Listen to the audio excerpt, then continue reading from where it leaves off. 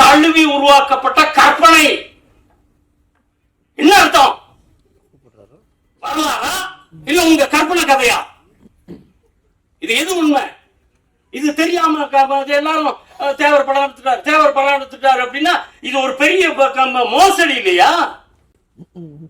Certificate அப்படி இருந்தா அவரு சத்யா பணம் போட்டு பண்ணி இருக்கிற அதை பத்தி அவங்க பார்ட்னர்கள் ஒத்துக்கிட்டாங்க. அவர் பெருமைப்படுறோம், அது வேற. ஒருத்தர் பெருமைப்படுறதுன்றது வேற, பாராட்டுறதுன்றது வேற. நீங்க தேவரை சொல்லும் போது எதுக்கு இப்படி ஒளிவு மறைவா முன்னும் பின்னுமா மாறி மாறி நிக்கிறீங்க? சினிமாவில மாதிரி டபுள் ஆக்ட் போடுறீங்க. இதுதான் வரலாறு அப்படின்னா வரலாறுன்னு சொல்லுங்க. இல்ல இது கற்பனை கதைன்னா கற்பனை கதைன்னு சொல்லுங்க. கற்பனை கதைக்கு நாங்க வேலை ஆளே இல்ல. நீங்க ஊமை வழிகள் அடிக்கும் போது எங்களுக்கு அது பிரச்சனை இல்ல. எங்களுக்கு இப்ப எதனால இத சரி பண்ணி கொடுக்கணும். யார் பேச தெரியாம பேசிக்கிட்டு இருக்காங்க? நான் இருக்கிறத பேசிக்கிட்டு இருக்கேன். நீ பேச தெரியாம பேசுறோம்னா என்ன அர்த்தம்? என்ன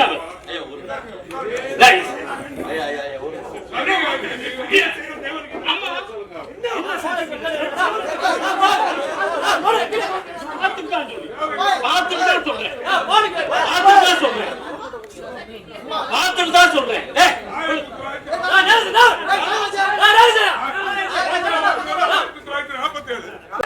கட்டி பண்ணிட்டு வந்து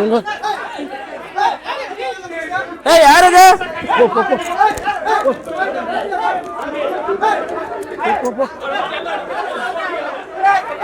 தேவர் எல்லோருக்கும் சொந்தக்காரர், எனக்கும் சொந்தக்காரர், எனக்கும் வேண்டியவர்.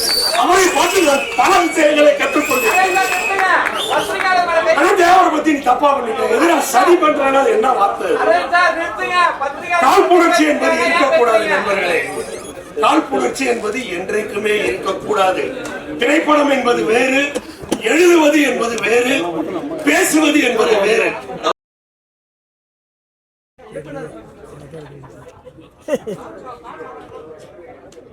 படம் பார்த்த தென்பகுதியில் உள்ளவனா? என் பேர் மூர்த்தி தேவர்.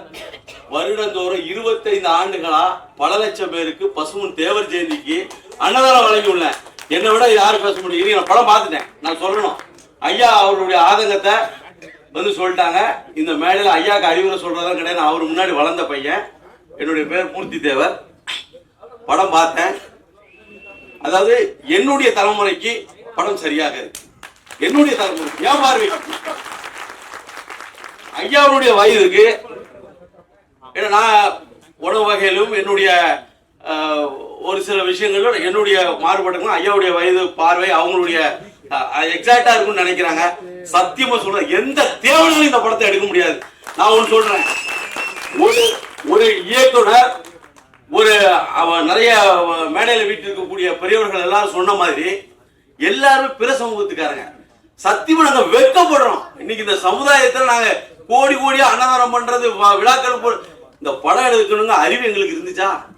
யாராவது செஞ்சோமா? அத எந்த தேவரும் உலகத்தில் ஒண்ணு ஒரு தேவரை கட்டிக்காருல, நான் தேவரை பார்க்கல. ஆனா கிட்டத்தட்ட 35 ஆண்டுகளாக என்னுடைய தாத்தா காலத்துல ஐயா நவமணி ஐயாவுக்கு தெரியும். நாங்க இந்த சமூகத்துக்கு எவ்வளவு தென்பகுதியில் எங்க குடும்பத்தினர் சமூகத்துக்காக பாடுபடுவோம் என்று ஐயா நவமணி ஐயாவுக்கு நல்லாவே தெரியும். நான் சொல்றேன், என்னுடைய பார்வைக்கு ஐயா எக்ஸாக்டா இருக்குன்னு நினைக்கிறாங்க. அதல்ல சினிமா. ரொம்ப எக்ஸாக்டா இருக்க முடியாது. ஏன்னா ஒரு பழைய 1957க்கு நம்மளை கொண்டு போறங்கிறது எவ்வளவு பெரிய விஷயம். அதை கண்டிப்பா இந்த படக்குழுவினர் செஞ்சிருக்காங்க அப்படிங்கறத நான் உறுதியா சொல்றேன். தென்பகுதியில ஐயாவுடைய ஆதங்கத்தை ஒரு சில விஷயங்களை ஏன்னா சீனியர் அவங்க ஒரு பெரிய இருக்கிறதுனால என்னுடைய பேச்சை கேட்கல அப்படின்னு சொல்றாங்க. சத்தியமா இல்லையா, உங்களை உதாசனப்படுத்தின இன்னைக்கு இந்த உழைப்பு, இந்த மேடை உங்களுக்கான மேடை. ஏன்னா நீங்க எழுதி கொடுத்த ஒவ்வொரு வரிகளை முன்னிறுத்தி தான் அவங்க பண்ணியிருப்பாங்க. ஒரு சில விஷயங்கள் அவங்க இந்த காலகட்டத்துக்கு தகுந்தவாறு எக்ஸாக்டா நம்ம சொல்ல முடியாது. ஏன்னா ஒரு சில விஷயம் சொன்னா கான்ட்ரவர்சியாவும் போயிரும்ல. அதனால சத்தியமா சொல்றேன், தேவரான சொல்றேன், இந்த படத்தை எடுக்கக்கூடிய எந்த தேவரான சொல்லுங்க, பல்லாயிரம் கோடி வச்சிருக்கக்கூடிய முக்குலத்துவ சமுதாய தொழிலதிபர் எவ்வளவு செய்ய முடியுமா? இன்னைக்கு செஞ்சிருக்காரு. ஒரு சென்னை மாவட்டத்தில் பிறந்திருக்கார். தென்பகுதியில வேற சமுதாயத்தை சென்னை மாநிலத்தில் பிறந்த ஒரு ப்ரொடியூசர் இன்னைக்கு இவ்வளவு பெரிய விஷயம் பண்ணிருக்கார். அண்ணா அரவிந்தராஜன் அவர்லாம் அப்போ உள்ள ஒரு பெரிய டைரக்டர். நீங்க கொடுக்கக்கூடிய அந்த ஐயாவுடைய வரலாறு மிக சிறப்பாக சத்தியமா படம் அருமையா வந்திருக்கு. இந்த படத்தை தியேட்டர்ல போய் பார்க்கணும் அவன் தேவை கிடையாது நான் சொல்லுவேன். சும்மா மியூசியம் முடிக்கிட்டு 3 கோடி தேவை இருக்கும், 3 கோடி தேவை பார்க்கணும், 1 கோடி தேவை தியேட்டர்ல போய் பாரு. நீ நல்ல ஆத்தால பிறந்த தேவை இந்த படத்தை போய் தியேட்டர்ல பார்க்கணும் அப்படின்னு சொல்லி நான் விடைபெறுகிறேன். நன்றி நன்றி. தென்பகுதியிலே குறிப்பாக தென்பகுதியிலே இந்த படம் மாபெரும் வெற்றி அடையும்.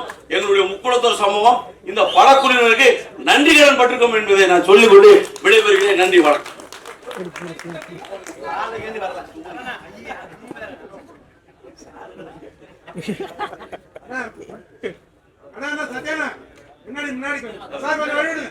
பகிர்ந்துக்கிறேன்.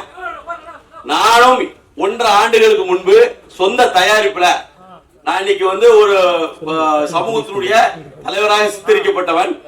எனக்கு கூட அந்த அறிவு இல்லை. நான் கெங்க கொண்டான் அப்படிங்கிற ஒரு திரைப்படத்துல தாய்மாமா கேரக்டர் பண்ணியிருக்கேன். படம் விரைவில் வரப்போகுது. எனக்கு அந்த உணர்வு இருந்துச்சா? தேவரையா வச்சு பண்ணணுங்கிற உணர்வு யாருக்கு இருந்துச்சு? என்னுடைய அன்பு சகோதரர் திரு SSR சத்யாவுக்கும் அதை துணிஞ்சு ஒரு தேவனுக்கு தைரியம் இந்த டைரக்டருக்கு வந்திருக்கு, இந்த படக்குழுவினருக்கு வந்திருக்கு. இந்த மேல நான் சொல்றேன், பஷீர் பாய் இல்ல, இன்று பஷீர் தேவராக அழைக்கப்படுகிறார்.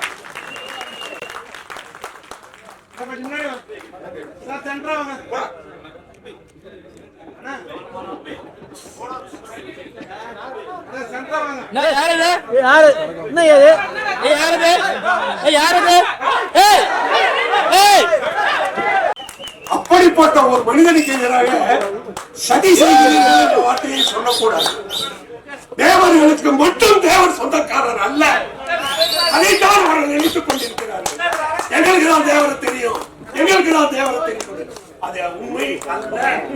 தேவர் எல்லோருக்கும் சொந்தக்காரர், எனக்கும் சொந்தக்காரர், எனக்கும் வேண்டியவர். அவரை பார்த்து பல விஷயங்களை கற்றுக்கொண்டிருக்கிறேன்.